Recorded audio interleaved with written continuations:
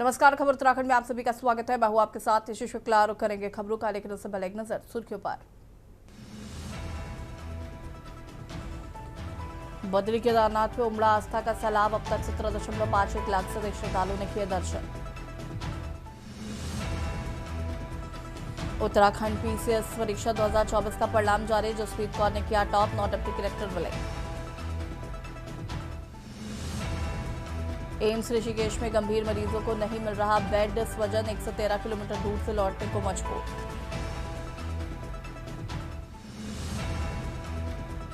उत्तराखंड भाजपा के संगठन महामंत्री अजय कुमार बने राजस्थान के प्रदेश संगठन महामंत्री। राष्ट्रीय अध्यक्ष ने सौंपी जिम्मेदारी। नैनीताल में जंगली हाथियों की गणना का कार्य पूरा। कार्बेट की 6 रेंज में मिले 960 हाथी।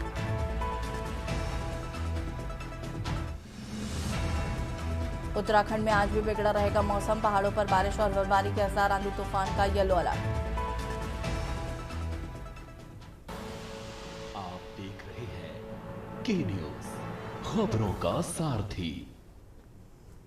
हल्द्वानी के नैनीताल रोड स्थित प्रसिद्ध तिकोनिया वाइन शॉप में आज तड़के सुबह करीब 2 बजे अचानक भीषण आग लग गई। देखते ही देखते आग ने इतना विकराल रूप ले लिया कि पूरी दुकान जलकर राख हो गई। इस अग्निकांड में दुकान मालिक को करीब 3 करोड़ रुपए के भारी नुकसान का अनुमान है। शुरुआती जांच में आग लगने की वजह शॉर्ट सर्किट बताई जा रही है।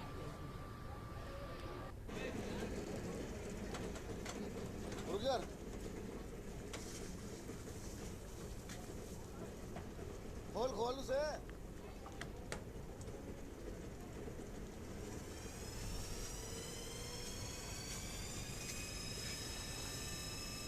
उधर लगा।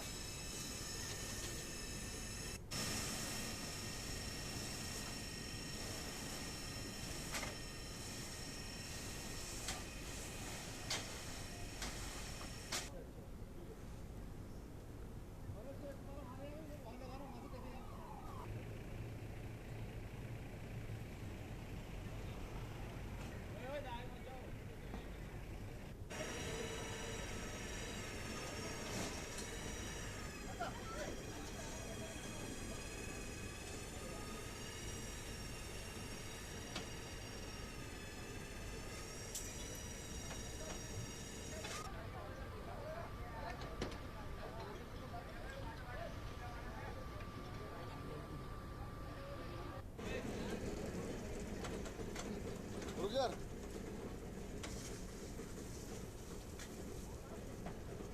खोल उसे।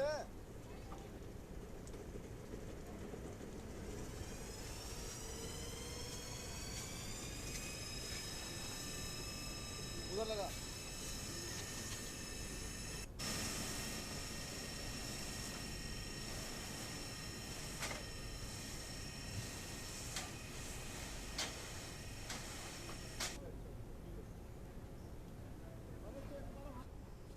खबर पौड़ी से, जहां पर उत्तराखंड के स्वास्थ्य व वन मंत्री सुबोध उनियाल का बयान राजनीतिक विवाद का विषय बन गया है। श्रीनगर बेस अस्पताल के निरीक्षण के दौरान पत्रकारों ने उनसे गुलदार हमलों में मृतकों और पीड़ित परिवारों से मिलने को लेकर सवाल किया। इस पर मंत्री ने कहा कि यह संभव नहीं है कि वो हर गुलदार हमले में मारे गए व्यक्ति के घर जाएं। उन्होंने बताया कि वन विभाग के अधिकारियों, विशेष रूप से डीएफओ को निर्देश दिए गए हैं और वो घटनाओं के बाद तत्काल पीड़ित परिवारों तक पहुंचकर आवश्यक कार्रवाई कर रहे हैं। मंत्री के इस बयान के बाद विपक्ष ने सरकार पर निशाना साधना शुरू किया। विपक्षी नेताओं का कहना है कि जनप्रतिनिधि चुनाव के समय जनता के सुख दुख में साथ रहने का वादा करते हैं, लेकिन ऐसे बयान लोगों की भावनाओं को आहत करते हैं।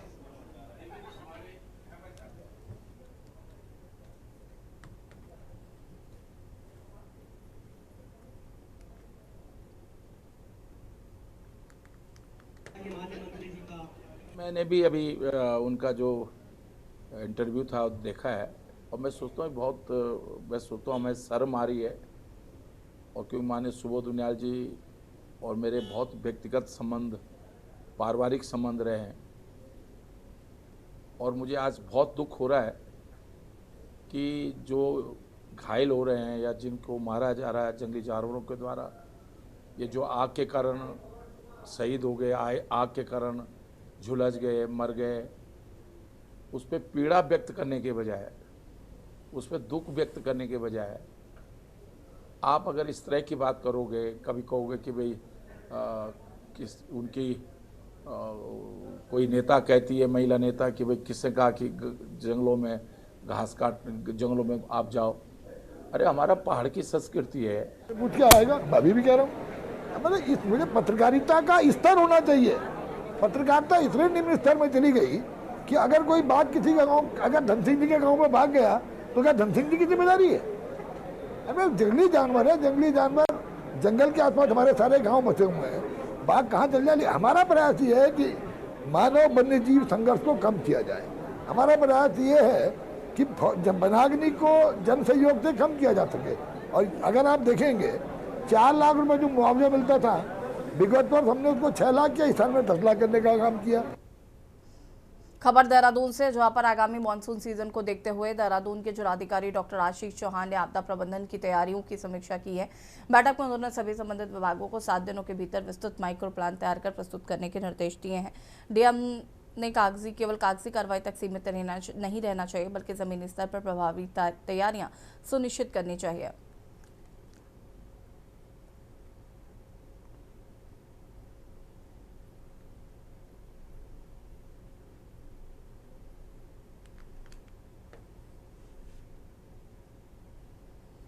सारे डिपार्टमेंट्स को, और कल भी मैंने इस पे जो हमारे डिपार्टमेंट से जल संस्थान के या हमारी जो क्यूआरटी टीम्स बनी हुई हैं उनकी प्रिपेयर्डनेस को परखने की कोशिश की थी कि हमारा टोटल जो वाटर लॉगिंग एरिया है या लो लाइंग एरिया है उनको आइडेंटिफाई करने के बाद टोटल हैबिटेशन कितना है, पॉपुलेशन कितना अफेक्ट होगी, तो उन सारी चीज़ों पे डिटेल्स मैंने प्राप्त करने की कोशिश की।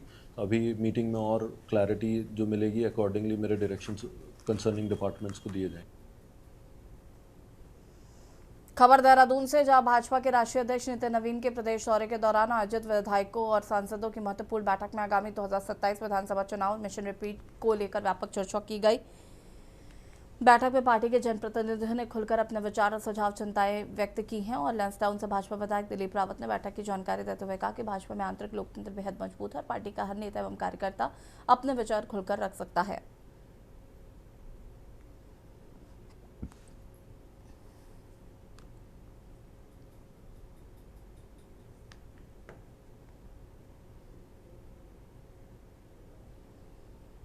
बैठकों में अपने प्लेटफॉर्म में बहुत अच्छी तरह से कह सकते हैं और ये सबने कही है और सबने यही चिंता करी है, सबने यही कहा है कि किस तरह से हम दोबारा जो 3 बार जो तीसरी बार जो अपने को रिपीट करें और भारतीय जनता पार्टी की सरकार बनाएं। उन्होंने भी हमको सूत्र दिए हैं आगे बढ़ने के और निश्चित रूप से उनका अनुभव जो है वो हम सबको लाभ देगा।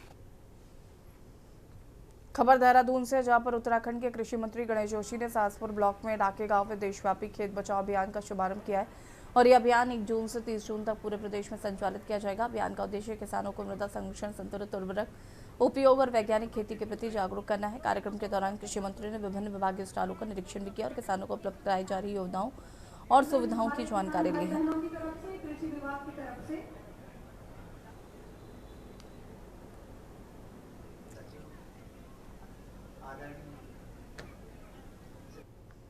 खबर देहरादून से है, जहां पर आगामी 4 व 5 जून को 2 दिवसीय दौरे पर कांग्रेस पार्टी के युवराज देवभूमि उत्तराखंड आ रहे हैं। चुनावी वर्ष होने के कारण राहुल गांधी के इस दौरे को कांग्रेस मील का पत्थर मान रही है, लेकिन दूसरी ओर भाजपा ने राहुल गांधी और प्रदेश कांग्रेस पार्टी पर तंज कसा है। कांग्रेस पर निशाना साधते हुए भाजपा प्रदेश प्रवक्ता मथुराधर जोशी ने कहा कि 6 साल से कांग्रेस का संगठन तक नहीं बना। 2020 के बाद 4 अध्यक्ष और 4 प्रभारी बदल गए हैं और कार्यकारिणी नहीं बनी है। वहीं जिस पार्टी के अध्यक्ष बदलने के लिए षड्यंत्र और 25 लाख की रिश्वत की बात होती हो, वहां राहुल गांधी भी कुछ नहीं कर सकते। नहीं मैं आ गया था से आए हैं नहीं बोलो भाजपा में आए हैं सर क्यों गड़बड़ करनी हाँ जी बड़ी मुश्किल से तो बोल रहे हो बोलने दो भाजपा जाएंगे नंदी अरे वहाँ से आए भाजपा में। कि सबसे बड़ी बात यह है कि जिस पार्टी के 6 साल से संगठन नहीं बना, प्रदेश की कार्यकारिणी न बना पाए हूँ। 2020 में अंतिम कार्यकारिणी आई थी प्रीतम सिंह जी के कार्यकाल में, तब वो प्रीतम सिंह जी, माननीय प्रीतम सिंह जी अध्यक्ष थे। उसके बाद 6 साल व्यतीत हो गए हैं, 4 अध्यक्ष बदल गए हैं, 4 प्रभारी बदल गए, एक कार्यकारिणी नहीं बना पाए। तो उसमें राहुल गांधी जी क्या करेंगे? वो आएंगे, 2-4 भाषण दे के चले जाएंगे, 2-4 बातें कह के वो भी चले जाएंगे। लेकिन जिस तरीके से सिरफुटबल है कांग्रेस में, एक दूसरे को कोई फूटी आँख देखने को तैयार नहीं। उत्तराखंड के वन क्षेत्रों में वनाग्नि की घटनाओं का ग्राफ दिनों दिन बढ़ता जा रहा है। विभागीय स्तर से भले ही वन्य क्षेत्रों में बढ़ती आग की घटनाओं की रोकथाम के लिए लाख दावे किए जा रहे हों, बावजूद इसके पूरी तरीके से आग की घटनाओं को रोक पाने में विभागीय प्रबंधन तंत्र फेल साबित हो रहा है। देवभूमि उत्तराखंड जहाँ की हरियाली, जंगल और जल स्रोत कभी प्रकृति की सबसे अनमोल धरोहर माने जाते थे, लेकिन अब वही जंगल की आग भयावह लपटों में घिरते जा रहे हैं। हर साल बढ़ती वनाग्नि की घटनाएं अब सिर्फ पर्यावरणीय संकट नहीं बल्कि एक बड़े अस्तित्व के खतरे में बदल चुकी है। देखिए रिपोर्ट।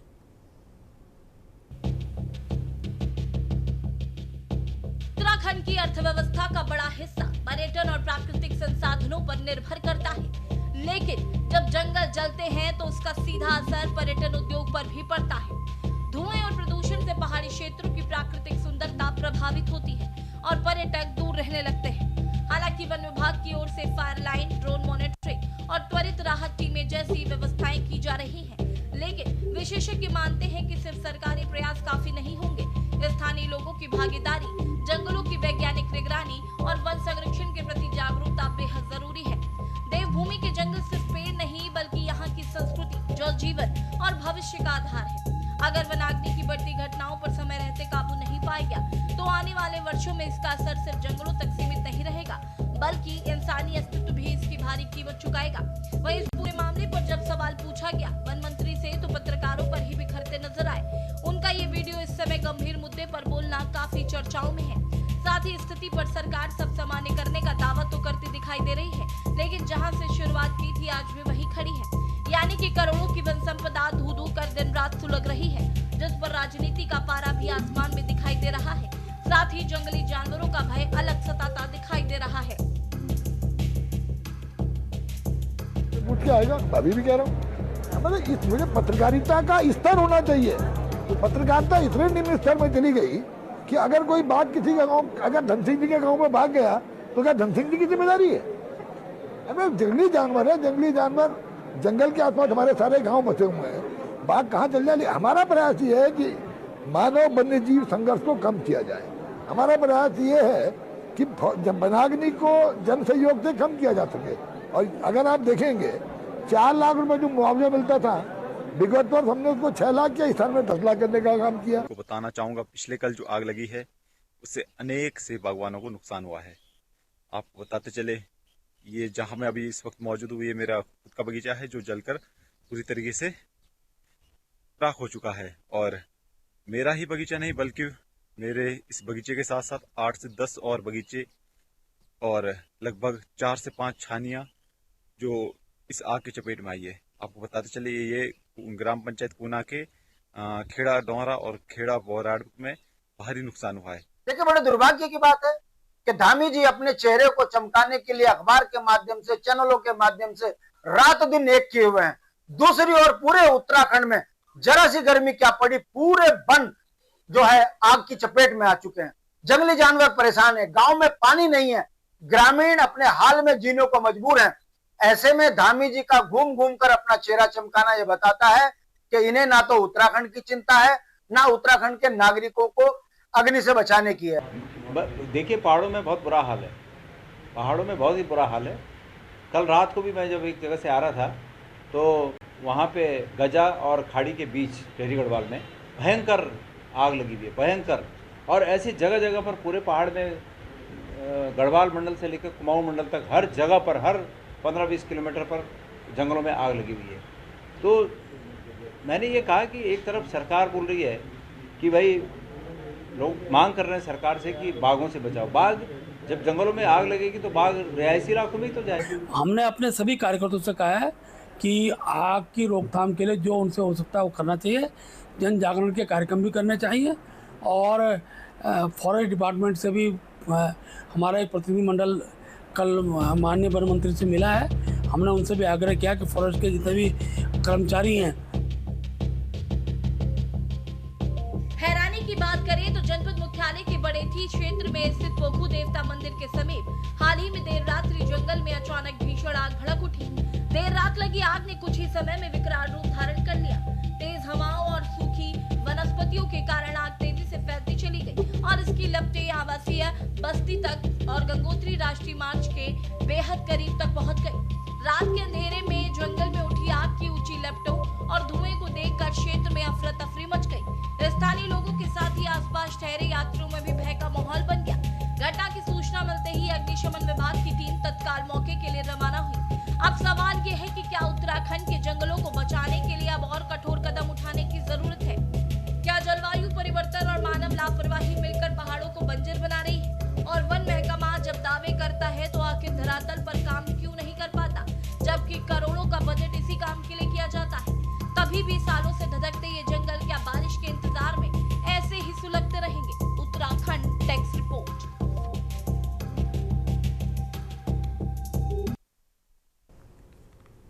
और खबर हल्द्वानी से, जहां पर उत्तराखंड सरकार ने वित्तीय वर्ष 26-27 में कुमाऊं मंडल से शराब के जरिए 944 करोड़ रुपए राजस्व जुटाने का लक्ष्य तय किया।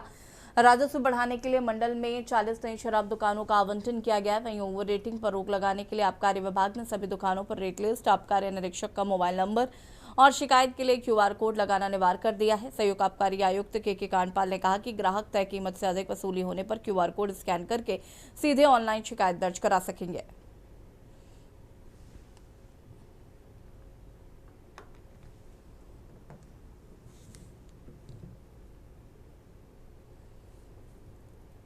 का राजस्व लगभग 944 करोड़ का है, जो गत वर्ष 875 करोड़ के आसपास था। और दुकानों की संख्या भी लगभग 395 इस समय वर्तमान में पूरे मंडल में शिफ्ट है। ये लगभग 345 के आसपास दुकानें और इस बार 945 के आसपास या 944 पॉइंट समथिंग कुछ रेवेन्यू है। चमोली से खबर, जहां पर नीति घाटी में आयोजित नीति एक्सट्रीम अल्ट्रा रन में 25 वर्षीय अनुराग रावत ने सेरेब्रल पॉल्सी जैसी दिव्यांगता को चुनौती देते हुए 10 किलोमीटर की कठिन दौड़ लगभग 1 घंटा 45 मिनट में पूरी कर लिया। दम्य साहस का परिचय दिया। पौड़ी निवासी एवं वर्तमान में दिल्ली में रह रहे अनुराग में दुर्गम पहाड़ी रास्तों और सीमित ऑक्सीजन जैसी चुनौतीपूर्ण परिस्थितियों के बीच अपनी मजबूत इच्छा शक्ति का प्रदर्शन किया है। उन्होंने कहा कि सीमाएं केवल हमारे दिमाग में होती है, संकल्प मजबूत हो तो कोई भी मंजिल दूर नहीं।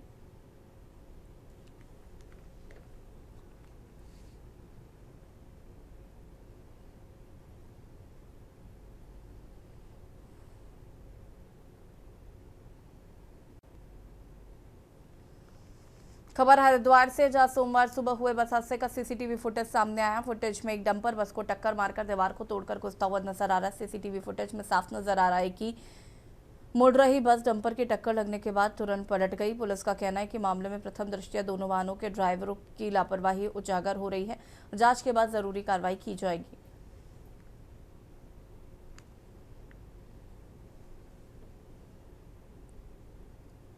स्लीपर कोच बसता है, दोनों चालकों की लापरवाही है जो प्रथम दृष्टया पता चला है। और ये FIR में जो इन्वेस्टिगेशन होगी उसमें और डिटेल में जानकारी मिलेगी निश्चित रूप से, लेकिन दोनों गाड़ियों के चालकों की लापरवाही है। घटना का स्टेटस है, टोटल 38 लोगों को इसमें चोट लगी थी, जिसमें से 30 महिलाएं हैं, 6 पुरुष हैं और 2 बच्चे हैं।